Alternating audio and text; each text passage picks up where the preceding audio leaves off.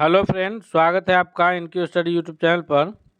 Bihar police का जो री एग्ज़ाम्स होना है उससे संबंधित जीके जीएस का यानी सामान्य अध्ययन से हम अगला सेट लाए हैं, जो कि इसमें हम लोग जीके जीएस के अलग अलग टॉपिक्स से यानी भूगोल, इतिहास, नागरिक सभी विषय से हम लोग एक एक करके महत्वपूर्ण प्रश्नों को देखेंगे। तो आइए बिना देर किए हुए हम लोग चलते हैं अपने पहले नंबर प्रश्न की तरफ। देखते हैं, सभी को हम उसके उत्तर की व्याख्या के साथ देखेंगे। पहला नंबर प्रश्न है हमारे स्क्रीन पर। क्वेश्चन नंबर पहला है कि हर्मिट ऑफ शिमला किसे कहा जाता है। हर्मिट ऑफ शिमला के नाम से एक अंग्रेज अधिकारी जाने जाते हैं। तो इनमें से डलहौजी, एओ ह्यूम या फिर लॉर्ड कर्जन होंगे। तो सही उत्तर के रूप में ऑप्शन नंबर सी जाने जाएंगे कि एलन ऑक्टेवियन ह्यूम यानी एओ ह्यूम, जो कि भारतीय राष्ट्रीय कांग्रेस के संस्थापक के रूप में भी जाने जाते हैं। यह पूर्व अंग्रेज अधिकारी थे जो भारतीय राष्ट्रीय कांग्रेस की स्थापना किए थे। तो ये हर्मिट ऑफ शिमला के नाम से जाने जाते हैं। नेक्स्ट प्रश्न है, क्वेश्चन नंबर दूसरा है कि कांग्रेस अपने पतन की ओर लड़खड़ाती हुई जा रही है, यह कथन किसका था। तो ये जो कथन है कि कांग्रेस अपने पतन की ओर लड़खड़ाती हुई जा रही है, यह लॉर्ड कर्जन का कथन था। यानी ऑप्शन नंबर ए इसका सही जवाब होगा कि 1905 में इन्होंने बंगाल विभाजन किया था, इसके लिए मुख्य रूप से जाने जाते हैं। और इन्होंने ही कहा था कि कांग्रेस अपने पतन की ओर लड़खड़ाती हुई जा रही है। और कांग्रेस की जो स्थापना हुई 28 दिसंबर 1885 ईस्वी को, उस वक्त जो भारत में अंग्रेजी अधिकारी थे वो थे लॉर्ड डफरिन, यानी यहाँ के जो गवर्नर जनरल थे वो कौन थे, लॉर्ड डफरिन थे। नेक्स्ट सवाल है, क्वेश्चन नंबर तीसरा है कि भारत में कर्जन के प्रशासन की तुलना औरंगजेब से किसने की थी। भारत में कांग्रेस के प्रशासन औरंगजेब से किसने की थी। तो कर्जन के प्रशासन की जो तुलना है वो औरंगजेब से किया था, वो थे गांधी जी के जो राजनीतिक गुरु हैं यानी गोपाल कृष्ण गोखले, जिन्होंने इंडियन ये सोसाइटी की स्थापना किए थे। भारत सेवक समाज यानी इंडियन सिविल सोसाइटी की स्थापना इन्होंने किए थे। और ये गांधी जी के राजनीतिक गुरु के रूप में भी जाने जाते हैं। यानी ऑप्शन नंबर ए इसका सबसे सही जवाब हो जाएगा कि गोपाल कृष्ण गोखले ने जो है कहा था कि जो कर्जन का प्रशासन है वो उसकी तुलना औरंगजेब से किए थे। क्वेश्चन नंबर चौथा है कि बंगाल विभाजन किस तिथि को प्रभावी हुआ था। तो तीन प्रमुख तिथि है। पहला है कि बंगाल विभाजन की घोषणा हुई, बंगाल विभाजन के घोषणा के पश्चात स्वदेशी आंदोलन की शुरुआत हुई और उसके बाद जो है बंगाल विभाजन प्रभावी हुआ। तो ये सीरियल तारीख है। तो सबसे पहली जो घटना है वो बंगाल विभाजन के घोषणा की घटना है। और घोषणा कब हुई थी, तो घोषणा हुई थी 19 जुलाई 1905 ईस्वी को। घोषणा कब हुई है, ये घोषणा हुई है 19 जुलाई 1905 को। उसके बाद 7 अगस्त 1905 को लोगों ने जो है ये बंगाल के विभाजन के विरुद्ध में स्वदेशी आंदोलन का आह्वान शुरू किया। और 16 अक्टूबर 1905 से जो है वह बंगाल विभाजन की जो ये है प्रभावी हुआ है। तो ऑप्शन नंबर बी सही उत्तर होगा, क्योंकि पूछा ये जा रहा है कि प्रभावी कब हुआ है। तो प्रभावी हुआ है 16 अक्टूबर 1905 से। घोषणा कब हुई, 19 जुलाई 1905 को। याद रखिएगा तिथि, ताकि कन्फ्यूजन न हो और परीक्षा में इस प्रकार का कोई भी सवाल आए तो छूटे नहीं। हम आपसे रिक्वेस्ट करते हैं कि यदि आप हमारे चैनल पर नए हैं तो सब्सक्राइब जरूर कर लीजिएगा। साथ ही साथ वीडियो पसंद आए तो लाइक करते हुए दोस्तों के बीच भी शेयर करना नहीं भूलिएगा। अगले प्रश्न की ओर बढ़ते हैं। क्वेश्चन नंबर 5 है कि अमार सोनार बंगला का नारा किस आंदोलन में सबसे पहले दिया गया था। अमार सोनार बंगला का जो नारा है यह सर्वप्रथम ये जब 1905 में कर्जन के द्वारा बंगाल विभाजन कर दिया गया था और लोगों ने स्वदेशी आंदोलन की छेड़ा था, तो उसी वक्त अमार सोनार बंगला का जो है सबसे पहले नारा दिया गया था। और ये अमार सोनार बंगला के जो रचयिता हैं यानी जो लेखक हैं यह रविंद्रनाथ टैगोर हैं। और अमार सोनार बंगला जो यह गीत है यह अभी वर्तमान में ये बांग्लादेश का जो है राष्ट्रगान है। और रविंद्रनाथ टैगोर एक ऐसे लेखक हैं जिनके द्वारा रचित राष्ट्रगान दो प्रमुख राष्ट्रों का राष्ट्रगान है, एक बांग्लादेश का, दूसरा अपने भारत का। जो भारत का अपना जो राष्ट्रगान है कि जन गण मन अधिनायक जय है, यह रविंद्रनाथ टैगोर के द्वारा ही रचित है। रविंद्रनाथ टैगोर बंगाल से ही संबंधित थे और जो बांग्लादेश है वो भारत का ही हिस्सा है। तो भारत और दूसरा बांग्लादेश का दो प्रमुख राष्ट्रों का जो राष्ट्रगान है वह के रचयिता रविंद्रनाथ टैगोर हैं। अगले सवाल की ओर बढ़ते हैं। क्वेश्चन नंबर 6 है कि भगवान बुद्ध का जन्म कहाँ हुआ था। 6 नंबर प्रश्न का जो सही जवाब होगा कि भगवान बुद्ध का जन्म जो है वह लुम्बिनी में हुआ था, यानी option number A correct answer हो जाएगा। और उनको जो ज्ञान की प्राप्ति हुई है वह गया में हुई है। यहाँ पर ऑप्शन नंबर ए सबसे सही उत्तर के रूप में आंसर जाना जाएगा। क्वेश्चन नंबर 7 है कि कथनों पर ध्यान दीजिए और सही कूट में उत्तर करना है कि गौतम बुद्ध के पिता का नाम शुद्धोधन तथा माता का नाम महामाया देवी था।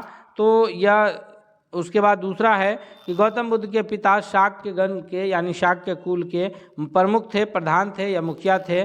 तीसरा है कि गौतम के बचपन का नाम सिद्धार्थ था। चौथा है कि गौतम बुद्ध अशोक के समकालीन थे। तो चौथा सही नहीं होगा, क्योंकि अशोक के नहीं बल्कि समझिए चंद्रगुप्त मौर्य के समकालीन के रूप में जाने जाते हैं गौतम बुद्ध। यानी 7वां का जो सही उत्तर हो जाएगा डी हो जाएगा कि पहला, दूसरा और तीसरा ये तीनों कथन मुख्य रूप से सही है, चौथा कथन गलत है।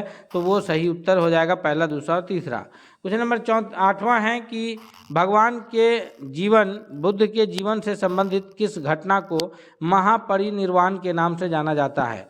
तो ये दो तीन प्रमुख घटना है। एक है महाभिनिष्क्रमण, एक है धर्म चक्र परिवर्तन और एक है महापरिनिर्वाण। तो जो महापरिनिर्वाण की जो घटना है कि इनको जो निर्वाण की प्राप्ति हुई, यानी जो प्राण त्याग किए थे या कहिए कि मृत्यु की घटना को जो है महापरिनिर्वाण के नाम से जाना जाता है। 8वां का बी सही उत्तर हो जाएगा कि महात्मा बुद्ध की जो निर्वाण की प्राप्ति हुई, यानी जो वो प्राण त्याग किए हैं, उनका जो मृत्यु हुआ है वो घटना महापरिनिर्वाण के नाम से जानी जाती है। नेक्स्ट सवाल है क्वेश्चन नंबर 9 है कि धर्म चक्र परिवर्तन क्या है। तो महात्मा बुद्ध को जब गया में निरंजना नदी के तट पर ज्ञान की प्राप्ति हो गई थी। यहाँ से भी एक प्रश्न बनेगा कि गया में किस नदी के तट पर महात्मा बुद्ध को ज्ञान की प्राप्ति हुई। तो निरंजना नदी के तट पर हुई थी। उसके पश्चात जब इन्होंने सारनाथ में, कहाँ, सारनाथ में अपना प्रथम उपदेश दिया था, तो अपने इस 5 लोगों को दिया था सबसे पहले अपना प्रथम उपदेश। तो वो उनके द्वारा जो दिया गया प्रथम उपदेश है उसको धर्म चक्र परिवर्तन के नाम से जाना जाता है। यानी 9वां का सी सही उत्तर हो जाएगा कि गौतम बुद्ध का प्रथम उपदेश जो है वो धर्म चक्र परिवर्तन कहलाता है। नेक्स्ट सवाल है क्वेश्चन नंबर 10 है कि किस जैन तीर्थंकर का नाम ऋग्वेद में मिलता है। तो 4 जो प्रमुख वेद है, ऋग्वेद, यजुर्वेद, सामवेद, अथर्ववेद, जिसमें सबसे पुराना जो वेद है, प्राचीन वेद है, वो ऋग्वेद है। तो इसमें से किस तीर्थंकर का नाम हमें ऋग्वेद में उल्लेखित मिलता है। इसका सही उत्तर हो जाएगा वह ऑप्शन नंबर ए के ऋषभ देव का नाम जो है ऋग्वेद में मिलता है। नेक्स्ट सवाल की ओर बढ़ते हैं। क्वेश्चन नंबर 11 है कि महावीर स्वामी को संपूर्ण ज्ञान का बोध किस नदी के तट पर हुआ था। तो गौतम बुद्ध को तो अभी हम पिछला प्रश्न में बताए हैं कि किस नदी के तट पर हुआ था।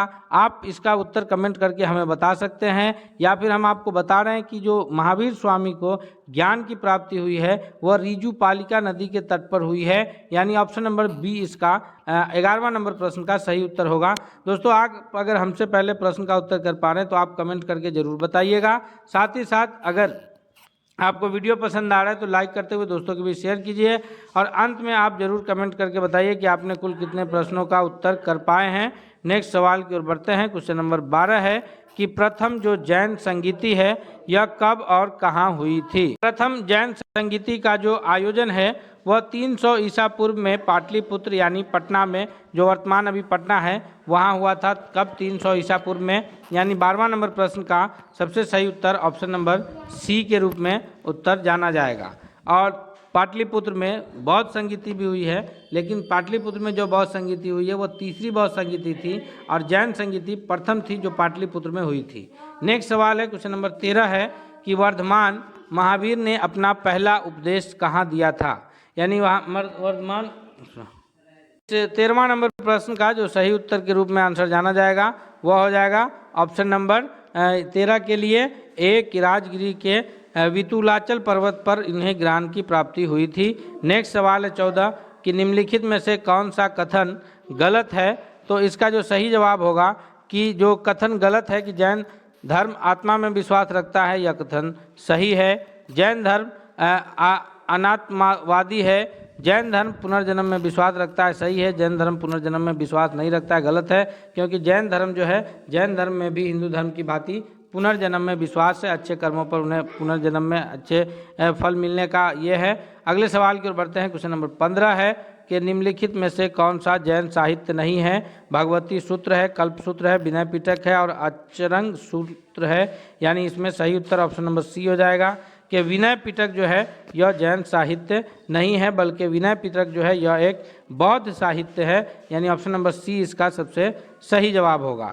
नेक्स्ट सवाल है, क्वेश्चन नंबर 16 है हमारे स्क्रीन पर कि भूपटल पर पाए जाने वाला जो तत्व है वह कौन सा तत्व सबसे ज़्यादा पाया जाता है।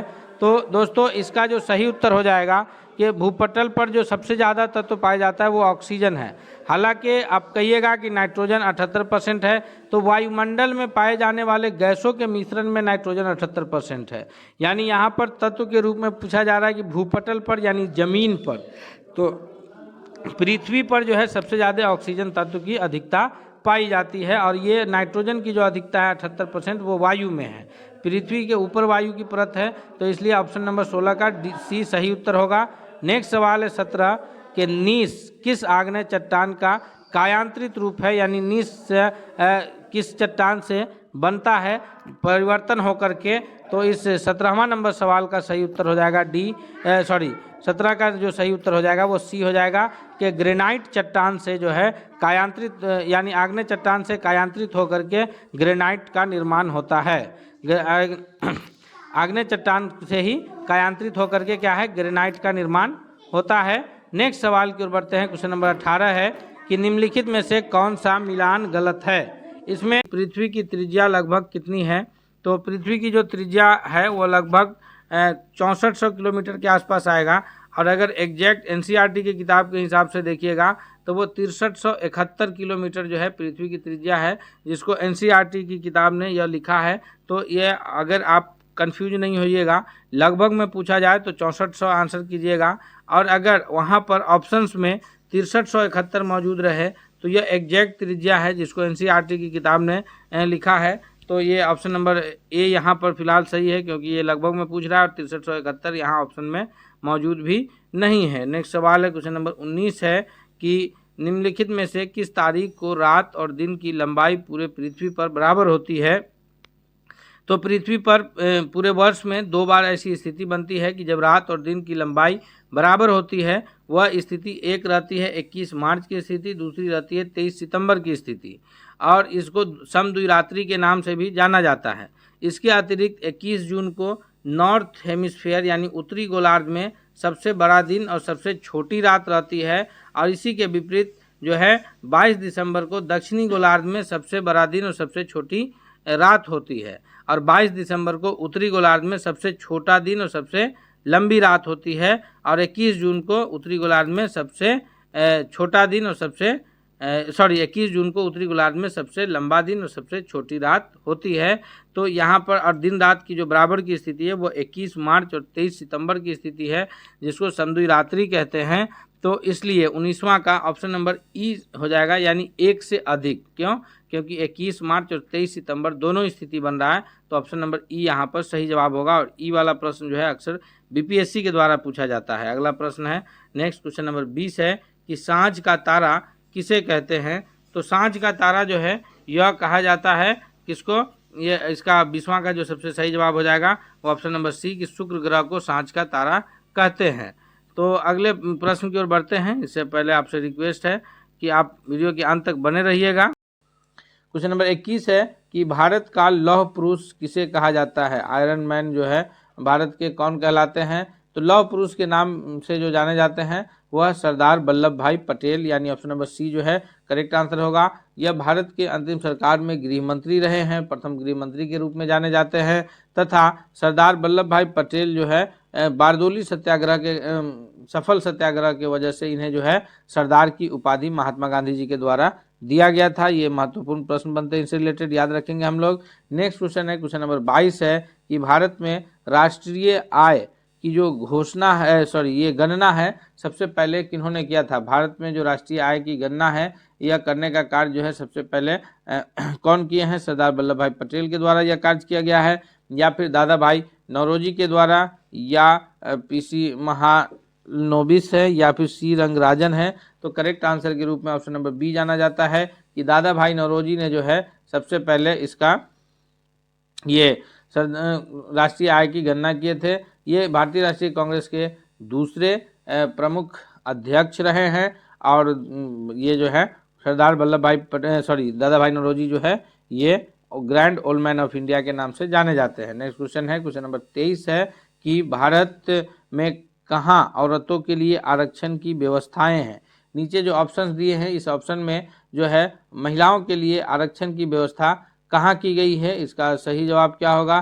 तो इस क्वेश्चन के लिए जो सबसे करेक्ट आंसर बनता है वह है कि ऑप्शन नंबर डी, यानी लोकसभा, विधानसभा और मंत्रिमंडल में इन जगहों पर जो है आरक्षण की व्यवस्थाएं नहीं है, लेकिन पंचायती राज संस्थानों में जो है महिलाओं के लिए आरक्षण की व्यवस्था की गई है। और खासकर अगर हम लोग बिहार के रिस्पेक्ट में बात करें तो बिहार के पंचायती राज व्यवस्था में जो है महिलाओं के लिए 50% आरक्षण की व्यवस्था की गई है। नेक्स्ट क्वेश्चन की ओर बढ़ते हैं हम लोग, अगला प्रश्न देखते हैं। नेक्स्ट क्वेश्चन क्या कह रहा है कि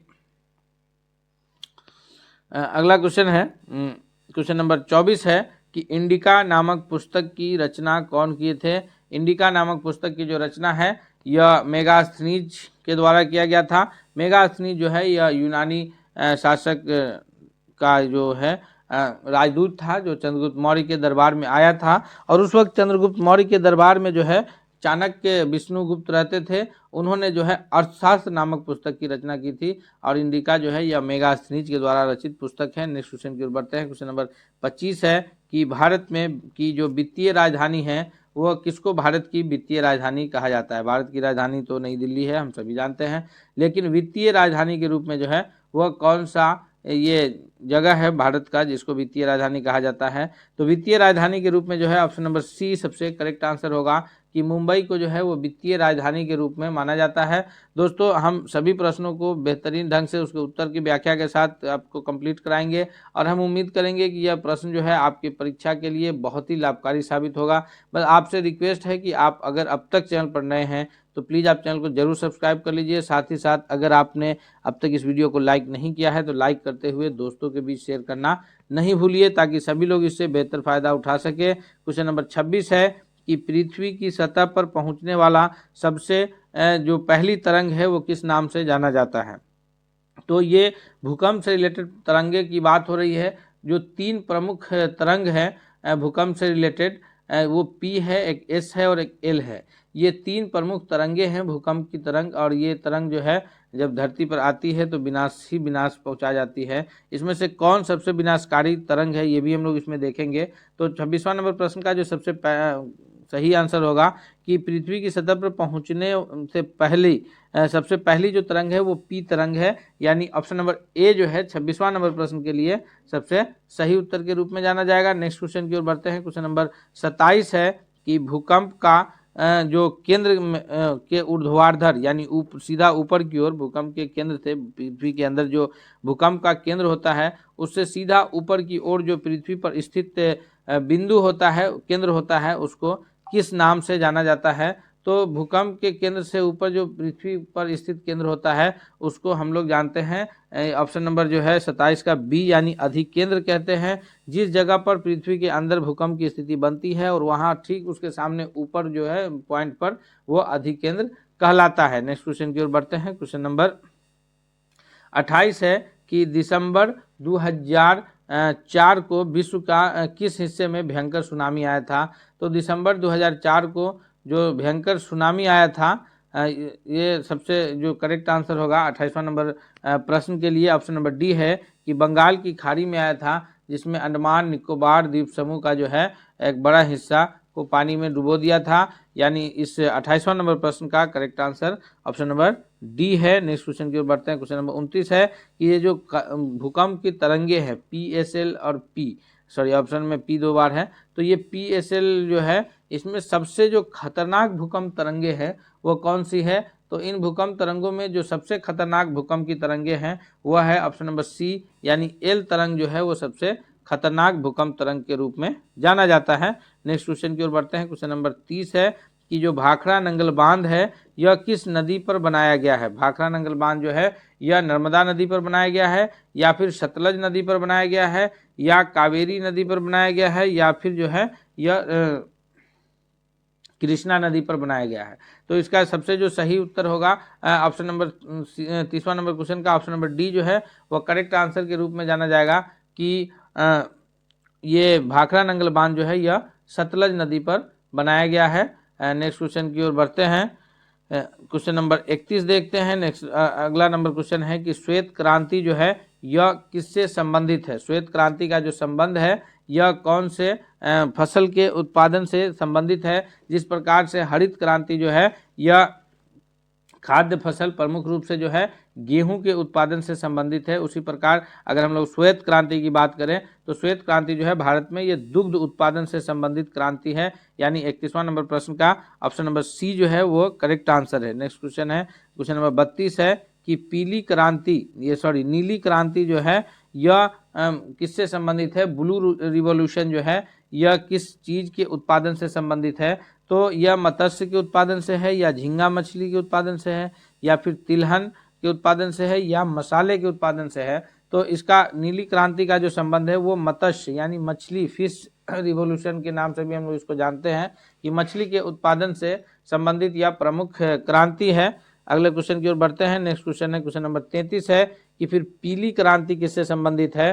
तो 33वां नंबर प्रश्न का जो सबसे सही उत्तर होगा कि ऑप्शन नंबर बी होगा कि पीली क्रांति का जो संबंध है वह तिलहन उत्पादन से संबंधित है। जी हाँ दोस्तों, पीली क्रांति का संबंध किससे है। तो पीली क्रांति का जो संबंध है वो तिलहन उत्पादन से है। ऑप्शन नंबर बी इसके लिए सबसे करेक्ट आंसर के रूप में जाना जाएगा।